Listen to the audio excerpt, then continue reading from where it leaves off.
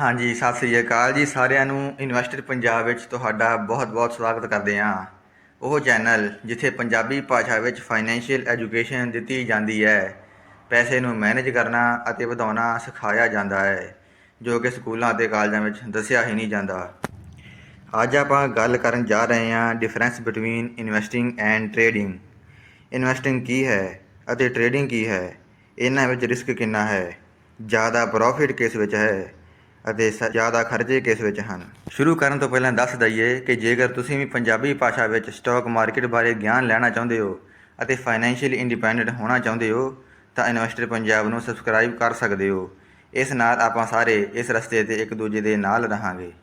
ਉਂਝ ਤਾਂ YouTube 'ਤੇ ਬਹੁਤ ਚੈਨਲ ਹਨ ਜੋ ਫਾਈਨੈਂਸ਼ੀਅਲ ਐਜੂਕੇਸ਼ਨ ਦਿੰਦੇ ਹਨ, ਤੁਸੀਂ ਉਹ ਵੀਡੀਓਜ਼ ਵੀ ਵੇਖ ਸਕਦੇ ਹੋ, ਪਰ ਆਪਣੀ ਪੰਜਾਬੀ ਬੋਲੀ ਵਿੱਚ ਬਹੁਤ ਹੀ ਘੱਟ ਚੈਨਲ ਹਨ। ਜੇਕਰ ਤੁਸੀਂ ਚਾਹੁੰਦੇ ਹੋ ਕਿ ਪੰਜਾਬੀ ਮਾਂ ਬੋਲੀ ਵਿੱਚ ਵੀ ਅਜਿਹੀ ਨੌਲੇਜ ਸ਼ੇਅਰ ਕਰਨੀ ਚਾਹੀਦੀ ਹੈ ਤਾਂ ਤੁਸੀਂ ਇਨਵੈਸਟਰ ਪੰਜਾਬ ਨੂੰ ਸਬਸਕ੍ਰਾਈਬ ਕਰ ਸਕਦੇ ਹੋ। ਹਾਂਜੀ, ਹੁਣ ਆਪਾਂ ਆਪਣੇ ਟੌਪਿਕ 'ਤੇ ਵਾਪਸ ਆਈਏ ਅਤੇ ਜਾਣਦੇ ਹਾਂ ਕਿ ਇਨਵੈਸਟਿੰਗ ਅਤੇ ਟ੍ਰੇਡਿੰਗ ਵਿੱਚ ਕੀ ਫ਼ਰਕ ਹੈ। ਜਿਵੇਂ ਕਿ ਤੁਹਾਨੂੰ ਤਾਂ ਪਤਾ ਹੀ ਹੈ ਕਿ ਟ੍ਰੇਡਿੰਗ ਅਤੇ ਇਨਵੈਸਟਿੰਗ ਵਿੱਚ ਆਪਾਂ ਕੰਪਨੀਜ਼ ਦੇ ਸ਼ੇਅਰਸ ਨੂੰ ਬਾਏ ਐਂਡ ਸੈਲ ਕਰਦੇ ਹਾਂ। ਬਸ ਫ਼ਰਕ ਇੰਨਾ ਹੈ ਕਿ ਟ੍ਰੇਡਿੰਗ ਸ਼ਾਰਟ ਟਰਮ ਵਾਸਤੇ ਕੀਤੀ ਜਾਂਦੀ ਹੈ ਅਤੇ ਸ਼ਾਰਟ ਟਰਮ ਤੋਂ ਮਤਲਬ ਇੱਕ ਦਿਨ ਤੋਂ ਲੈ ਕੇ ਇੱਕ ਸਾਲ ਤੱਕ ਹੈ, ਜਿਸ ਵਿੱਚ ਟ੍ਰੇਡਿੰਗਸ ਦੇ ਵੀ ਕਈ ਟਾਈਪਸ ਹਨ ਅਤੇ ਇਹਨਾਂ ਨੂੰ ਆਪਾਂ ਆਉਣ ਵਾਲੇ ਵੀਡੀਓਜ਼ ਵਿੱਚ ਜਾਣਾਂਗੇ। ਅਤੇ ਦੂਜੇ ਪਾਸੇ ਇਨਵੈਸਟਿੰਗ ਲੌਂਗ ਟਰਮ ਦੀ ਗੇਮ ਹੈ, ਜਿਸ ਵਿੱਚ ਆਪਾਂ ਸ਼ੇਅਰਸ ਨੂੰ ਲੰਬੇ ਸਮੇਂ ਤੱਕ ਹੋਲਡ ਕਰਦੇ ਹਾਂ। ਲੰਬੇ ਸਮੇਂ ਤੋਂ ਭਾਵ 1 ਸਾਲ ਤੋਂ ਲੈ ਕੇ 20-30 ਸਾਲ ਤੱਕ ਹੋ ਸਕਦਾ ਹੈ। ਅਤੇ ਮਿੱਤਰੋ, ਇਨਵੈਸਟਰ ਪੰਜਾਬ ਵੀ ਇਨਵੈਸਟਿੰਗ ਤੇ ਹੀ ਡੈਡੀਕੇਟਿਡ ਹੈ, ਕਿਉਂਕਿ ਇਨਵੈਸਟਿੰਗ ਵਿੱਚ ਹੀ ਜ਼ਿਆਦਾ ਪੈਸਾ ਬਣਦਾ ਹੈ। ਹੁਣ ਆਪਾਂ ਇਨਵੈਸਟਿੰਗ ਅਤੇ ਟ੍ਰੇਡਿੰਗ ਨੂੰ ਐਗਜ਼ਾਮਪਲਸ ਦੇ ਨਾਲ ਸਮਝਾਂਗੇ। ਮੰਨ ਲਓ ਅੰਮ੍ਰਿਤਸਰ ਡਾਊਨਟਾਊਨ ਵਿੱਚ ਗੜਾ ਇਲੈਕਟ੍ਰੋਨਿਕਸ ਨਾਂ ਦੀ ਇੱਕ ਦੁਕਾਨ ਹੈ ਜੋ ਕਿ ਸਮਾਰਟਫੋਨ ਵੇਚਦੀ ਹੈ, ਜਿਸ ਦਾ ਇੱਕ ਸਮਾਰਟਫੋਨ 10,000 ਰੁਪਏ ਦਾ ਹੈ। ਦੁਕਾਨ ਕਾਫੀ ਪ੍ਰੋਫਿਟ ਕਮਾ ਰਹੀ ਹੁੰਦੀ ਹੈ ਤੇ ਕੁਝ ਸਮੇਂ ਬਾਅਦ ਉਸ ਦੇ ਨਾਲ ਇੱਕ ਹੋਰ ਦੁਕਾਨ ਖੁੱਲ ਜਾਂਦੀ ਹੈ ਜਿਸ ਦਾ ਨਾਮ ਹੈ ਕਾਕਾ ਇਲੈਕਟ੍ਰੋਨਿਕ, ਅਤੇ ਇਹ ਦੁਕਾਨ ਵੀ ਸਮਾਰਟਫੋਨ ਵੇਚਦੀ ਹੈ, ਪਰ ਇਸ ਦੇ ਇੱਕ ਸਮਾਰਟਫੋਨ ਦੀ ਕੀਮਤ 9,000 ਰੁਪਏ ਹੈ। ਪ੍ਰਾਈਸ ਸਸਤਾ ਹੋਣ ਕਰਕੇ ਜ਼ਿਆਦਾਤਰ ਕਸਟਮਰਸ ਵੀ ਇਹਨਾਂ ਕੋਲ ਹੀ ਜਾਂਦੇ ਹਨ, ਜਿਸ ਕਰਕੇ ਗੜਾ ਇਲੈਕਟ੍ਰੋਨਿਕਸ ਨੂੰ ਨੁਕਸਾਨ ਹੋਣ ਲੱਗ ਪਿਆ। ਹੁਣ ਇਹਨਾਂ ਨੇ ਇੱਕ ਤਰਕੀਬ ਲਗਾਉਣ ਬਾਰੇ ਸੋਚਿਆ। ਇਹਨਾਂ ਨੇ ਨਿਊਜ਼ ਵਿੱਚ ਦੇਖਿਆ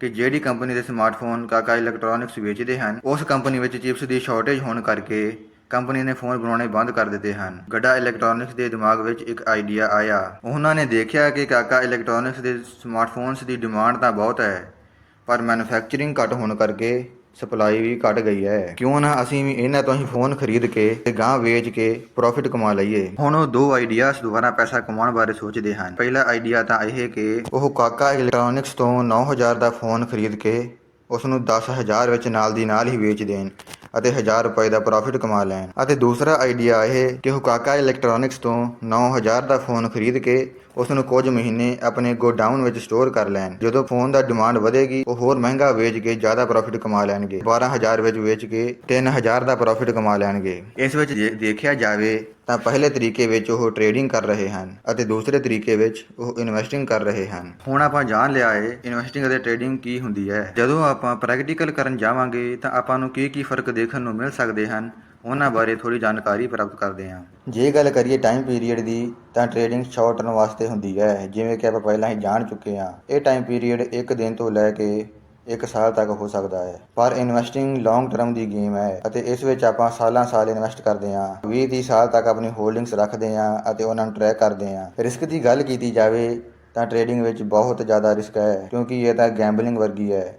ਜਿਵੇਂ ਜੂਆ ਹੁੰਦਾ ਹੈ ਉਸੇ ਤਰ੍ਹਾਂ ਹੀ ਟ੍ਰੇਡਿੰਗ ਹੈ। ਦੂਜੇ ਪਾਸੇ ਇਨਵੈਸਟਿੰਗ ਵਿੱਚ ਰਿਸਕ ਬਹੁਤ ਹੀ ਘੱਟ ਜਾਂਦਾ ਹੈ। ਸੋਰਸ ਆਫ ਇਨਫੋਰਮੇਸ਼ਨ ਦੀ ਗੱਲ ਕੀਤੀ ਜਾਵੇ ਤਾਂ ਟ੍ਰੇਡਿੰਗ ਵਿੱਚ ਟੈਕਨੀਕਲ ਐਨਾਲਿਸਿਸ ਕੀਤਾ ਜਾਂਦਾ ਹੈ, ਜਿਸ ਵਿੱਚ ਆਪਾਂ ਨੂੰ ਚਾਰਟ ਪੈਟਰਨ ਦੇਖਣਾ ਹੁੰਦਾ ਹੈ, ਕੈਂਡਲਸ ਨੂੰ ਰੀਡ ਕਰਨਾ ਹੁੰਦਾ ਹੈ, ਹੋਰ ਕਈ ਤਰ੍ਹਾਂ ਦੇ ਇੰਡੀਕੇਟਰ ਦੇਖਣੇ ਪੈਂਦੇ ਹਨ, ਜਿਵੇਂ RSI, MACD, Bollinger bands, Ichimoku cloud etcetera. ਦੂਜੇ ਪਾਸੇ ਇਨਵੈਸਟਿੰਗ ਵਿੱਚ ਫੰਡਾਮੈਂਟਲ ਐਨਾਲਿਸਿਸ ਕੀਤਾ ਜਾਂਦਾ ਹੈ। ਫੰਡਾਮੈਂਟਲ ਐਨਾਲਿਸਿਸ ਤੋਂ ਭਾਵ ਬਿਜ਼ਨਸ ਕਿਹੋ ਜਿਹਾ ਹੈ, ਬਿਜ਼ਨਸ ਦਾ ਫਿਊਚਰ ਕੀ ਹੈ, ਮੈਨੇਜਮੈਂਟ ਕਿਸ ਤਰ੍ਹਾਂ ਦੀ ਹੈ, ਬਿਜ਼ਨਸ ਕਿਸ ਤਰ੍ਹਾਂ ਦੇ ਇਨਵਾਇਰਮੈਂਟ ਵਿੱਚ ਗਰੋ ਹੋ ਰਿਹਾ ਹੈ, ਬਿਜ਼ਨਸ ਵਿੱਚ ਪ੍ਰੋਫਿਟ ਕਿੰਨੇ ਆ ਰਹੇ ਹਨ ਤੇ ਲਾਸ ਕੀ ਹੋ ਰਿਹਾ ਹੈ। ਸਟ੍ਰੈਸ ਲੈਵਲ ਦੇਖਿਆ ਜਾਵੇ ਤਾਂ ਟ੍ਰੇਡਿੰਗ ਵਿੱਚ ਬਹੁਤ ਜ਼ਿਆਦਾ ਸਟ੍ਰੈਸ ਹੁੰਦਾ ਹੈ, ਕਿਉਂਕਿ ਆਪਾਂ ਨੂੰ ਹਰ ਵਕਤ ਸਕਰੀਨ ਤੇ ਦੇਖਣਾ ਪੈਂਦਾ ਹੈ ਪ੍ਰਾਈਸ ਕਿਵੇਂ ਜਾ ਰਿਹਾ ਹੈ। ਦੂਜੇ ਪਾਸੇ ਇਨਵੈਸਟਿੰਗ ਵਿੱਚ ਸਟ੍ਰੈਸ ਬਹੁਤ ਹੀ ਘੱਟ ਹੁੰਦਾ ਹੈ। ਹਾਂਜੀ, ਬਹੁਤ ਜਾਣਿਆਂ ਦਾ ਮੇਨ ਸਵਾਲ ਤਾਂ ਇਹ ਹੋਵੇਗਾ ਕਿ ਪੈਸਾ ਜ਼ਿਆਦਾ ਕਿੱਥੇ ਬਣਦਾ ਹੈ। ਤਾਂ ਦੱਸ ਦਈਏ ਕਿ ਟ੍ਰੇਡਿੰਗ ਵਿੱਚ ਬਹੁਤ ਹੀ ਘੱਟ ਸਮੇਂ ਵਿੱਚ ਜ਼ਿਆਦਾ ਪੈਸਾ ਬਣ ਜਾਂਦਾ ਹੈ, ਪਰ ਇਨਵੈਸਟਿੰਗ ਵਿੱਚ ਟਾਈਮ ਜ਼ਿਆਦਾ ਲੱਗਦਾ ਹੈ, ਪਰ ਪੈਸਾ ਵੀ ਬਹੁਤ ਜ਼ਿਆਦਾ ਬਣਦਾ ਹੈ ਜੀ। ਐਕਸਪੈਂਸਿਸ ਚਾਰजेस ਦੀ ਗੱਲ ਕੀਤੀ ਜਾਵੇ ਤਾਂ ਟ੍ਰੇਡਿੰਗ ਵਿੱਚ ਚਾਰजेस ਬਹੁਤ ਹਾਈ ਹੁੰਦੇ ਹਨ, ਕਿਉਂਕਿ ਇਸ ਵਿੱਚ ਟ੍ਰਾਂਜੈਕਸ਼ਨ ਚਾਰजेस ਅਤੇ ਹੋਰ ਕਈ ਤਰ੍ਹਾਂ ਦੇ ਚਾਰजेस ਲੱਗ ਜਾਂਦੇ ਹਨ, ਜਿਸ ਕਰਕੇ ਆਪਾਂ ਜਦੋਂ ਵਾਰ-ਵਾਰ ਖਰੀਦਦੇ ਵੇਚਦੇ ਹਾਂ ਤਾਂ ਚਾਰजेस ਵੀ ਉਨੇ ਹੀ ਲੱਗਦੇ ਹਨ। ਦੂਜੇ ਪਾਸੇ ਇਨਵੈਸਟਿੰਗ ਵਿੱਚ ਚਾਰजेस ਬਹੁਤ ਹੀ ਘੱਟ ਲੱਗਦੇ ਹਨ, ਕਿਉਂਕਿ ਆਪਾਂ ਇੱਕ ਵਾਰ ਖਰੀਦ ਕੇ ਸ਼ੇਅਰਸ ਨੂੰ ਹੋਲਡ ਹੀ ਕਰਦੇ ਹਾਂ। ਇਨਵੈਸਟਿੰਗ ਅਤੇ ਟ੍ਰੇਡਿੰਗ ਵਿੱਚ ਬ੍ਰੋਕਰੇਜ ਚਾਰजेस ਵੀ ਲੱਗਦੇ ਹਨ। ਟ੍ਰੇਡਿੰਗ ਵਿੱਚ ਇਹ ਚਾਰजेस 0.03% ਤੋਂ ਲੈ ਕੇ ਵੱਧ ਤੋਂ ਵੱਧ 20 ਰੁਪਏ ਤੱਕ ਹੋ ਸਕਦੇ ਹਨ, ਜਦਕਿ ਇਨਵੈਸਟਿੰਗ ਵਿੱਚ 0.003% ਤੋਂ ਲੈ ਕੇ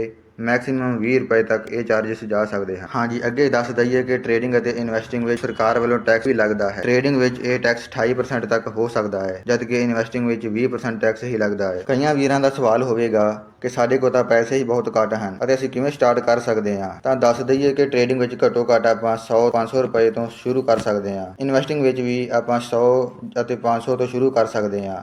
ਟ੍ਰੇਡਿੰਗ ਵਿੱਚ ਆਪਾਂ ਫਿਊਚਰ ਐਂਡ ਆਪਸ਼ਨ ਵਿੱਚ ਪੈਸਾ ਲਗਾਉਂਦੇ ਹਾਂ ਅਤੇ ਇੰਟਰਾਡੇ ਕਰਦੇ ਹਾਂ। ਇਨਵੈਸਟਿੰਗ ਵਿੱਚ ਆਪਾਂ ਡਾਇਰੈਕਟ ਸ਼ੇਅਰਸ ਵਿੱਚ, ਮਿਊਚੁਅਲ ਫੰਡਸ ਵਿੱਚ, ਇੰਡੈਕਸ ਫੰਡ ਵਿੱਚ ਪੈਸੇ ਲਗਾਉਂਦੇ ਹਾਂ। ਤਾਂ ਪੈਸਿਆਂ ਵਾਲੀ ਤਾਂ ਕੋਈ ਗੱਲ ਨਹੀਂ ਹੈ, ਆਪਾਂ ਘੱਟੋ ਘੱਟ 100 ਰੁਪਏ ਤੋਂ ਵੀ ਸ਼ੁਰੂ ਕਰ ਸਕਦੇ ਹਾਂ। ਮਿੱਤਰੋ, ਇਹ ਸਨ ਟ੍ਰੇਡਿੰਗ ਅਤੇ ਇਨਵੈਸਟਿੰਗ ਵਿੱਚ ਮੇਜਰ ਡਿਫਰੈਂਸਿਸ। ਜੇਕਰ ਤੁਸੀਂ ਵੀ ਫਾਈਨੈਂਸ਼ੀਅਲ ਨੌਲੇਜ ਇਨਕਰੀਜ਼ ਕਰਨਾ ਚਾਹੁੰਦੇ ਹੋ ਅਤੇ ਸਟਾਕ ਮਾਰਕੀਟ ਬਾਰੇ ਜਾਣਨਾ ਚਾਹੁੰਦੇ ਹੋ ਤਾਂ ਡਿਸਕ੍ਰਿਪਸ਼ਨ ਬਾਕਸ ਵਿੱਚ ਬਿਗਿਨਰ ਲੈਵਲ ਦੀਆਂ ਬੁੱਕਸ ਮੈਂ ਤੁਹਾਡੇ ਲਈ ਹੀ ਚੁਣੀਆਂ ਹਨ। ਦ ਇੰਟੈਲੀਜੈਂਟ ਇਨਵੈਸਟਰ ਅਤੇ the little book of common sense investing ਤੁਸੀਂ ਪੜ੍ਹ ਸਕਦੇ ਹੋ। ਆਪਣੀ ਫਾਈਨੈਂਸ਼ੀਅਲ ਫਰੀडम ਦੀ ਜਰਨੀ ਸ਼ੁਰੂ ਕਰਨ ਲਈ ਤੁਹਾਨੂੰ ਇੱਕ ਡੀਮੈਟ ਅਕਾਊਂਟ ਦੀ ਲੋੜ ਹੈ ਅਤੇ ਡਿਸਕ੍ਰਿਪਸ਼ਨ ਵਿੱਚ ਬਿਗਿਨਰਸ ਲਈ ਬੈਸਟ ਬ੍ਰੋਕਰਸ ਦਾ ਲਿੰਕ ਦਿੱਤਾ ਗਿਆ ਹੈ। ਤੁਸੀਂ ਆਪਣੇ ਫੇਵਰੇਟ ਐਪ ਵਿੱਚ ਅਕਾਊਂਟ ਖੋਲ੍ਹ ਸਕਦੇ ਹੋ, ਕਿਉਂਕਿ ਮੈਂ ਸਮਝਦਾ ਹਾਂ ਕਿ ਇਨਵੈਸਟ ਪੰਜਾਬ ਦੇ ਮੈਕਸਿਮਮ ਮੈਂਬਰਸ ਨਵੇਂ ਇਨਵੈਸਟਰ ਹੀ ਹਨ ਤੇ ਆਪਣੇ ਕੋਲ ਸ਼ੁਰੂ ਵਿੱਚ ਇੰਨਾ ਪੈਸਾ ਨਹੀਂ ਹੁੰਦਾ ਕਿ ਆਪਾਂ ਹਾਈ ਚਾਰजेस ਪੇ ਕਰ ਸਕੀਏ। ਇਹਨੇ 'ਚ ਤਾਂ ਆਪਾਂ ਸਿਰਫ ਸ਼ੇਅਰਸ ਹੀ ਬਾਏ ਕਰ ਸਕਦੇ ਹਾਂ। ਇਸੇ ਲਈ ਹੀ ਮੈਂ ਇਹ ਐਪ ਸਿਰਫ ਤੁਹਾਨੂੰ ਧਿਆਨ ਵਿੱਚ ਰੱਖ ਕੇ ਹੀ ਚੁਣੇ ਹਨ। ਗਰੋ ਐਪ ਵਿੱਚ ਤੁਹਾਨੂੰ ਕੋਈ ਫੀਸ ਨਹੀਂ ਲੱਗੇਗੀ ਅਤੇ ਤੁਸੀਂ ਫ੍ਰੀ ਵਿੱਚ ਅਕਾਊਂਟ ਖੋਲ੍ਹ ਸਕਦੇ ਹੋ ਅਤੇ ਐਪ ਸਟਾਕਸ ਵਿੱਚ ਸਿਰਫ ਐਨੂਅਲ ਮੇਨਟੇਨੈਂਸ ਚਾਰजेस ਹੀ ਲੱਗਦੇ ਹਨ, ਜੋ ਕਿ ਹੋਰ ਬ੍ਰੋਕਰਸ ਨਾਲੋਂ ਬਹੁਤ ਹੀ ਘੱਟ ਹਨ। ਅੱਜ ਲਈ ਬਸ ਇੰਨਾ ਹੀ। ਮਿਲਦੇ ਹਾਂ ਜੀ ਅਗਲੀ ਵੀਡੀਓ ਵਿੱਚ ਨਵੇਂ ਗਿਆਨ ਦੇ ਨਾਲ। ਕੈਮਰਾਮੈਨ ਸੰਧੂ ਸਾਹਿਬ ਦੇ ਨਾਲ, ਇਨਵੈਸਟਰ